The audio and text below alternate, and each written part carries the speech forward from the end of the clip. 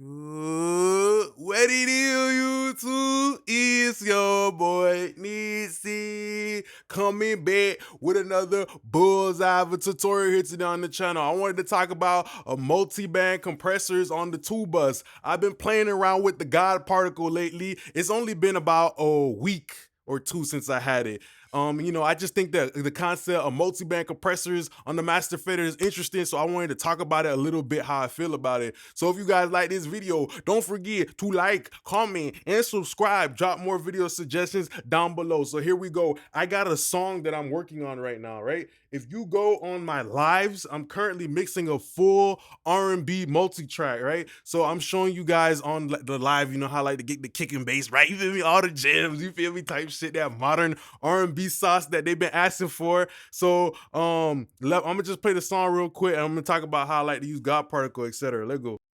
Too close to even see.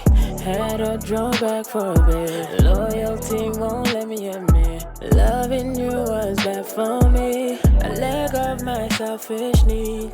If you got cut, I bleed. Loyalty won't let me admit. Loving you was bad for me.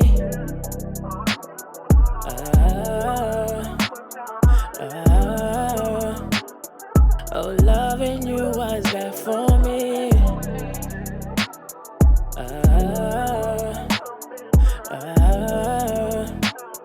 Oh, loving you was bad for me. Too close.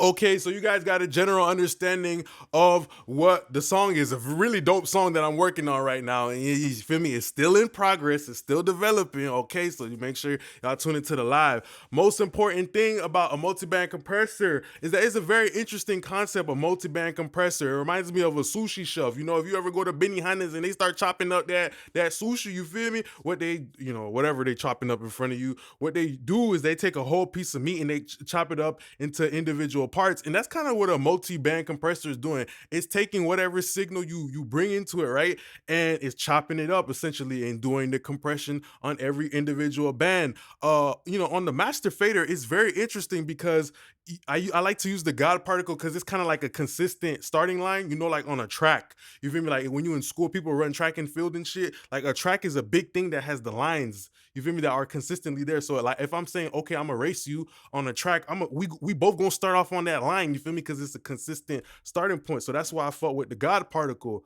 But when it comes to like multi-band compressors, I think of a guy like Al Schmidt. Al Schmidt, the OG, you feel me, the Don of mixing, right? He mixed a lot for Frank Sinatra. Back in the days, he used to be using that Tube Tech 2MC 2B. I remember I did a video like a whole year ago, like talking about, oh, we need this in the plugin emulation. I don't know if they saw my video. I don't really care, but finally it is in plugin form. I have not tried it out yet. I definitely will, but it's pretty dope because, the Tube Tech 2CMB is kind of like a CL1B, where it's like an optical compressor, but it's in a multi-band fashion. So it's really dope. You can compress each signal differently, right? The mid-range independently from the low end. And I think that's important because sometimes when you got a full multi-track, that kick and that bass, you feel me? Sometimes it's kind of really just driving the whole limiter. Is really what's doing all the work, you feel me? But I kind of like it a little bit more because the multi-band compressor is kind of like being a bodyguard. It's kind of being a bouncer in the club, a security guard, and kind of sorting out who's important and who's not important. You feel me? Okay, low end, I want to keep you back in the back of the club. Okay, you feel me? Mid-range, beautiful ladies, come over here forward. You feel me? Type of situation like that, right? And then we have the Drummer 1973, a dope analog hardware unit, which actually has FET components. So it would be similar to something like an 1176, but in multi-band fashion, right? And I think something like the Drummer is really dope when it comes to drum bus compression. A lot of people like to use it on the drum bus because it has a certain way of pumping the overheads and the kick and the bass, or they even use it on their master fader, right?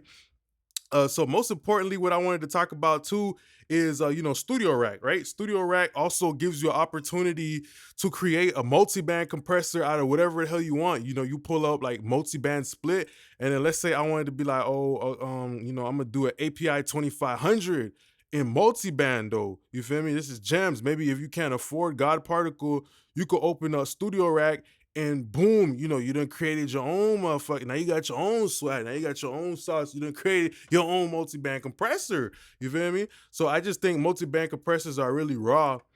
And even C4, right? On C4, if you look at C4, right, you see behavior, right? So behavior, the opto behavior, that's more like the tube tech compressor, the multi-band compressor. Then electro is more like the drama, because electro is modeling the FET components, right? But opto is modeling opto, which is a little bit slower. So it changes the behavior of the way the multi-band compressor is gonna react. So I think that's really raw, man. I think that's really raw. I wanted to spend a little time to talk about that today, you feel me? Because I know Al Schmidt, he used to never like to put nothing on his music.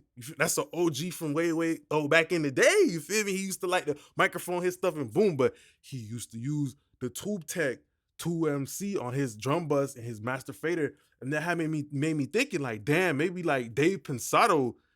I think Dave Pensado, yeah, he knows Al Schmidt. They did a Pensado's play. I'm pretty sure Dave Pensado probably tried that out, and then Jaycen Joshua probably copied that from him, and now he created God Particle, because that's the OG that's been using that on his stuff. So it's very interesting in this music shit. I'm trying to tell you, like, once you see somebody do something, keep developing, make it into your own swag. You feel me? Type of situation. So I just want to say thanks a lot for being a great part of my YouTube family. Appreciate y'all now, YouTube gang. Peace.